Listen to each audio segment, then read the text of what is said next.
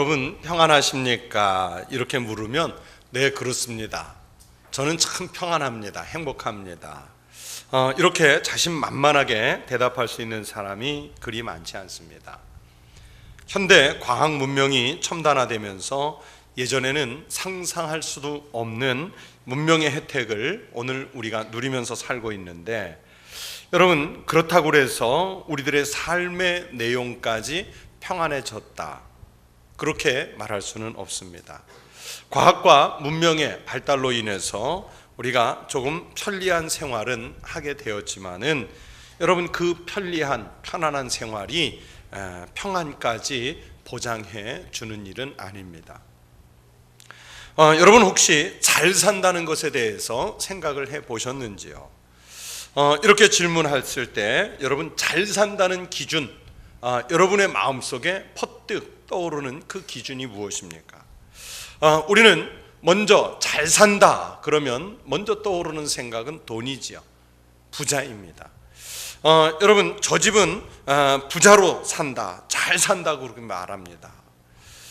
저 사람 잘 사는 사람이다 그러면 저 사람 돈이 있는 사람이다, 우리는 보통 그렇게 해석을 합니다. 반대로 돈이 없어서 어렵게 사는 집은 못 사는 집, 못 사는 사람이라 우리는 그냥 그렇게 규정을 해버립니다. 여러분 이런 분류가 과연 맞습니까?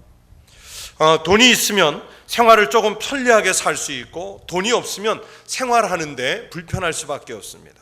그러나 여러분 그것 자체가 잘 사는 것과 못 사는 것의 기준이 아닙니다. 더욱이 우리 그리스도인들에게는 더욱 그렇습니다.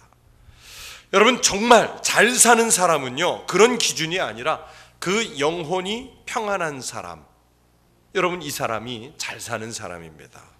돈이 조금 모자라서 생활이 불편할 수 있지만은 그 영이 평안하면 여러분 그 사람은 잘 사는 사람이고, 여러분 생활은 편안하게 살지만은 그 영이 평안하지 못하면 여러분 그 사람은 사실은 못 사는 사람입니다.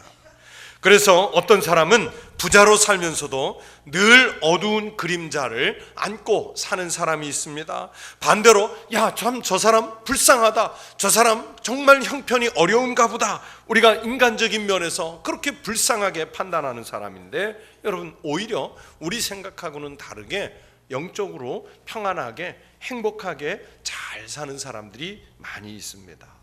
여러분 그것은 영혼이 얼마나 평안하느냐 하는 거기에서 오는 차이의 문제입니다. 그래서 예수님은 평안을 너희에게 끼치노니 곧 나의 평안을 너희에게 주노라, 내가 너희에게 주는 것은 세상이 주는 것과 같지 아니하니라, 그렇게 말씀하셨어요. 여러분 예수님을 믿는 것은 평안을 간구하는 근본적인 신앙의 문제입니다. 여러분 교회라고 하는 우리 공동체는 예수 그리스도를 믿는 사람들이 믿음을 통해서 평안을 얻고 그 자신들이 살아가는 삶의 자리에서 평안을 전파하면서 평화의 공동체를 만드는 피스메이커의 삶을 살도록 가르치는 하나님의 기관입니다. 이게 교회예요. 그래서 먼저 그리스도인은 자신의 믿음을 통해서 평안해야 되고, 또 교회를 평화의 공동체로 만들어 가야 하고, 그리고 교회에서 얻은 평안과 평화의 힘을 살아가는 삶의 자리까지 갖고 나가서 그곳을 평안의 세계로 만드는 사명자의 삶을 우리가 살아내야 합니다. 그리스도인이 평안하지 못하고 교회가 평화롭지 못한 것은 사탄이 가장 바람직하게 여기는 일입니다. 그리스도가 우리 안에 있고 우리가 예수 그리스도 안에 있는데 평안을 얻지 못하고 평화를 우리가 만들어내지 못한다면 여러분 그것은 위선의 신앙입니다. 그 교회는 잘못된 교회입니다. 많은 사람들이 오늘날에 우리 현대 교회를 보면서 불안해합니다. 교회들이 너무나 많이 분열하고 세상 사람들에게까지 손가락질을 받을 만큼 다툼이 심한 교회들이 됐습니다. 사랑하는 성도 여러분, 교회가 세상에서 빛이 되고 소금이 되는 역할을 온전하게 수행하기 위해서는 먼저 교회가 평안해야 할 줄로 믿습니다. 또 교회에서 평안의 힘을 얻은 성도들이 살아가는 그 가정과 여러분이 또 열심히 일하시는 그 일터에서도 교회에서 얻은 그 평안의 힘을 가지고 각각 삶의 자리에서 평안을 이루어 갈 수 있는 믿음의 성도들이 되어야 할 줄로 믿습니다. 저는 제가 목회하고자 하는 큰 방향을 우리 성도들에게 종종 말씀을 드리지만, 역사와 이웃에 공헌하는 교회, 그렇게 방향을 잡았어요. 그러면서 제 나름대로 3가지 실천 사항을 잡았는데, 첫째는 평안한 교회, 그리고 2번째는 상생하는 교회, 그리고 3번째가 윤리적인 교회입니다. 모든 가치에 앞서서 가장 앞선 가치, 핵심 가치에다가 평안한 교회를 우선순위에다가 놓았습니다. 거기에는 다 이유가 있습니다. 그것을 말씀드리려는 거예요. 여러분, 우리 그리스도인과 그리스도인의 모임 공동체인 교회는요, 평안한 교회를 지향해야 되며 평안한 그리스도인의 삶을 추구해 가야 합니다. 우리 청북교회는 주님이 맡기신 화목하게 하는 직책을 감당하는 교회가 되고자 해야 합니다. 여러분, 교회는 그리스도의 은혜 안에서 평안할 때 진정한 평화의 도구가 될 수 있고요, 그 평안을 여러분의 가정으로, 여러분의 일터로, 그리고 세상으로 확장시켜 갈 수 있게 됩니다. 분쟁과 다툼, 교만과 분열이 있어서는요, 어떤 명분을 가지고도요, 여러분, 그 교회는 부흥할 수 없습니다. 여러분, 그 교회는 세상에서 생명을 구원하는 그 구원 사명의 역할을 감당할 수가 없게 되는 거예요. 그래서 평안한 교회가 항상 돼야 되는 거예요. 평안한 교회가 부흥할 수 있고요, 세상에서 주님의 영향력을 확대할 수 있게 됩니다. 그래서 우리 교회에 출석하는 모든 성도들은 성도 간에 평안하시기를 바랍니다. 여러분의 가정들이 주 예수 그리스도를 믿는 믿음 안에서 평안한 가정이 되시기를 축원합니다. 또 우리 성도들이 살아가는 그 사회에서도 평안을 만들어 갈 수 있는 믿음의 삶이 되시기를 주의 이름으로 축복합니다.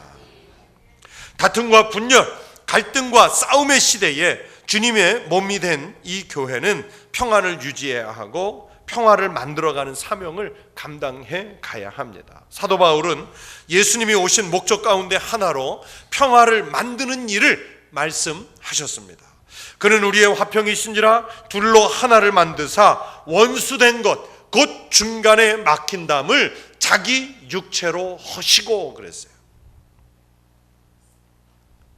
화평을 만드시기 위해서, 평화를 만드시기 위해서, 원수가 된 사람들 사이에 화목, 화해를 이루시기 위해서, 중간에 막힌 담을 치고 살면서 소통이 막혀있는 이 세상을 위해서 우리 예수님은 자기 생명, 자기 육체를 바쳐서 그 담을 허무셨습니다.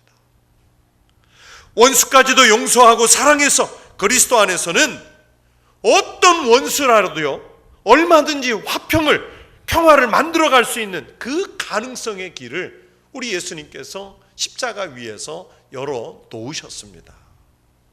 그러므로 교회 공동체는 평안의 공동체며 성도들은 평안을 만들어가는 신앙생활을 해야 합니다. 나로 인해서 평화가 깨져서는 안 되고요, 나로 인해서 분열이 생겨도 안 되고요, 나로 인해서 사람들의 영혼이 불편해져도 안 됩니다. 교회로 인해서 세상에 갈등이 있어서는 안 되고, 오히려 우리 교회가 또는 이 땅에 있는 모든 교회들이 그 지역에 있음으로 인해서 그 지역사회, 더 나아가서는 세상 땅끝까지 평화의 세계가 만들어지는 일에 쓰임을 받아야 할 줄로 믿습니다. 그러기 위해서는요, 그리스도인들이, 그리고 그들이 속해 있는 교회가 고도의 신앙적인 수준을 유지해야 됩니다.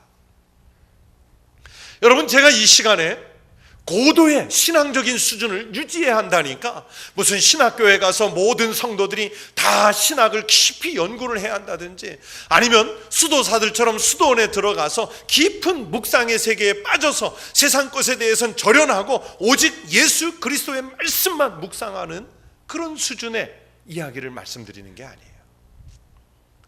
오늘 우리가 읽은 이 본문 말씀에는 하나님께서 평화를 만드는 그리스도인으로, 평화를 이루어가는 교회로 서기 위해서 고도의 신앙적인 수준을 어떻게 유지해야 되는지 그 길을 오늘 성경이 우리에게 말씀해 주고 있습니다. 모든 성도가 다 할 수 있는 그 방법을 얘기해 주시는 거예요.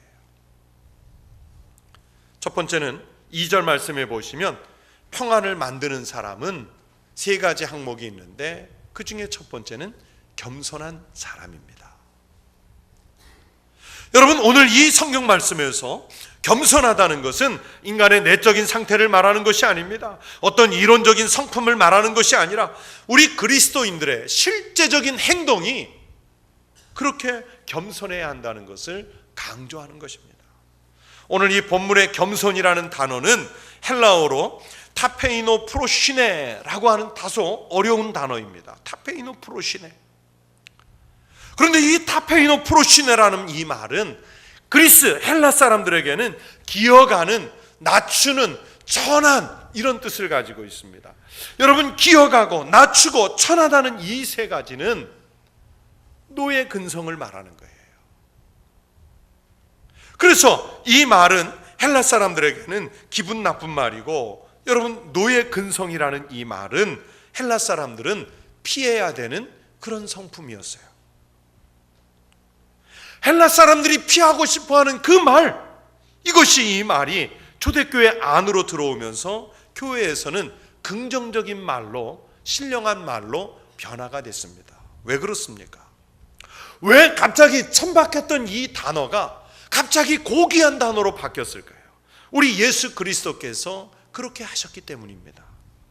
여러분, 우리 예수님을 보세요. 예수님은 자신이 종의 모습으로 오셨고, 심하게 표현하면 노예처럼 비춰졌습니다. 우리 예수님이 십자가에서 기어가고 낮추고 천해진 모습으로 비춰지셨지 않습니까? 사도 바울이 빌립보서 2장 7절에서 말씀하시기를 오히려 자기를 비워 종의 형체를 가지사 사람들과 같이 되셨고 하셨어요. 이렇게 예수님은 십자가에서 자신을 낮추셨습니다. 십자가에까지 내려가셨습니다. 인간으로서는 더 이상 낮아질 수 없는 영역 그 부분까지 우리 예수님은 자신을 낮추셨습니다. 이 땅에 생명을 주시고 평화를 만드시기 위해서 자신을 그렇게 낮추셨다는 말씀입니다. 야고보서 4장 6절에서 성경이 말씀합니다. 하나님이 교만한 자를 물리치시고 겸손한 자에게 은혜를 주신다 하였느니라. 하나님이 누구를 물리치세요? 교만한 자, 거만한 자를 물리치세요. 하나님이 누구에게 은혜를 주신다고 말씀하세요? 겸손한 자에게 은혜를 약속하셨어요. 또 잠언 3장 34절에서 하나님은 거만한 자에 대해서는 비웃으신다고 말씀합니다. 여러분, 교만은 이렇게 하나님이 가장 미워하시는 악입니다. 반면에 겸손은 은혜를 받는 통로입니다. 주님을 만나는 길입니다. 그래서 겸손은 우리 그리스도인들의 생활 덕목 중에서 가장 중요한 덕목이 됐습니다. 진짜 힘 있는 사람은요, 높은 채 하지 않습니다. 오히려 여러분, 낮은 모습을 보입니다. 우리 예수님은 근본 하나님의 본체이셨습니다.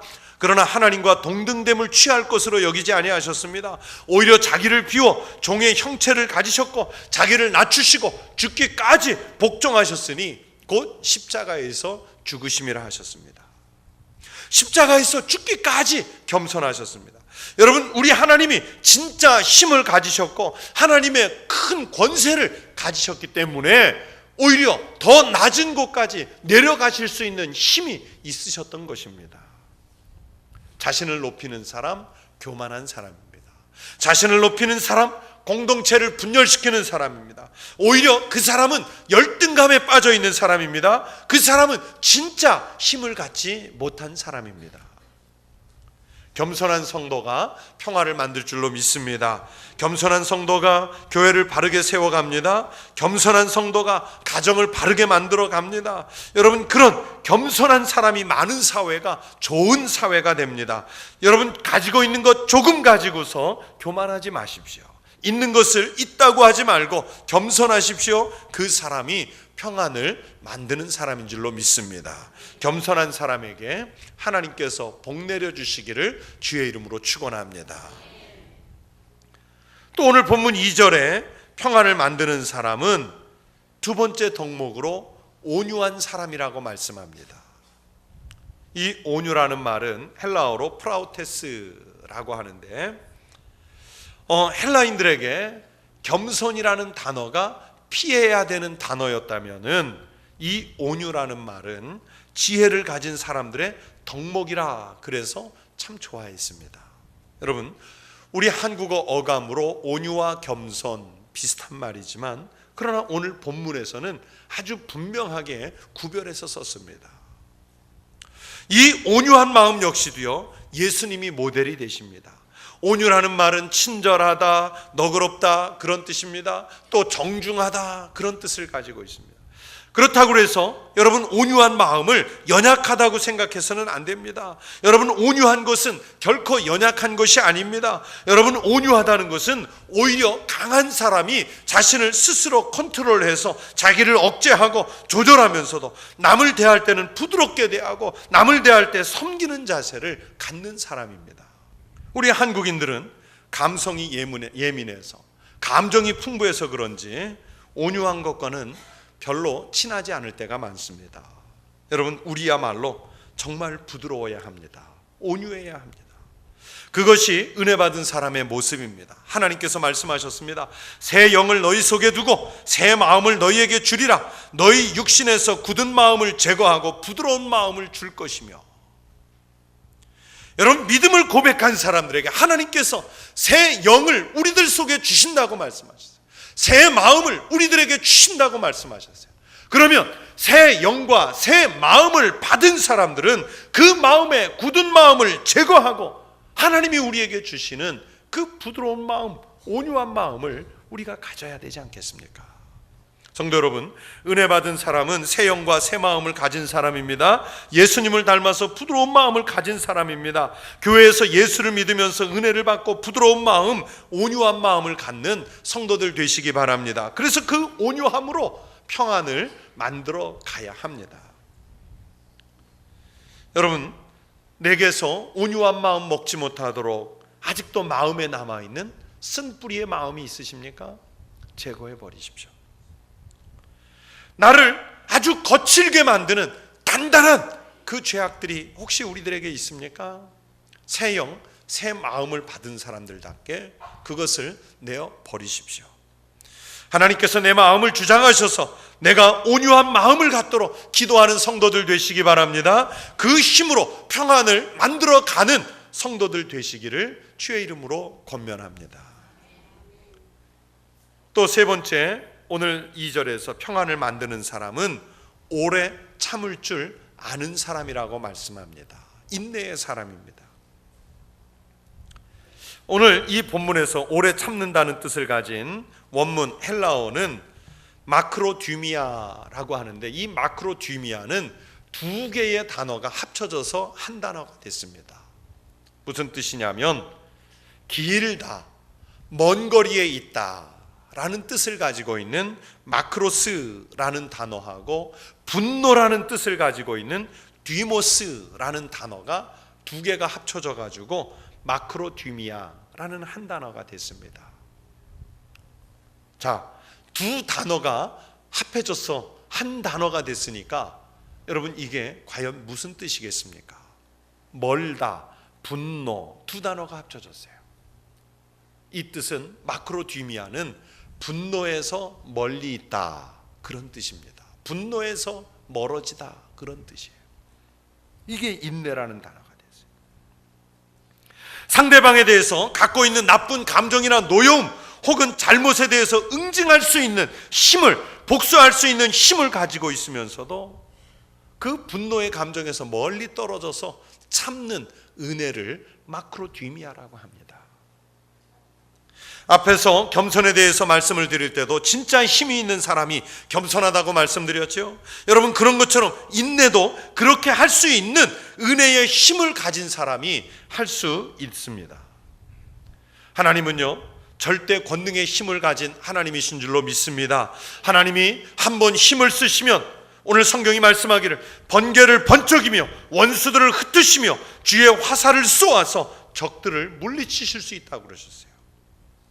또 시편 147편 5절에서 말씀하시기를 우리 주는 위대하시며 능력이 많으시며 그의 지혜가 무궁하시도다 라고 말씀하셨어요. 무슨 얘기입니까? 우리가 믿는 하나님, 그 하나님은 한마디로 전지 전능하신 하나님이시라는 말씀입니다.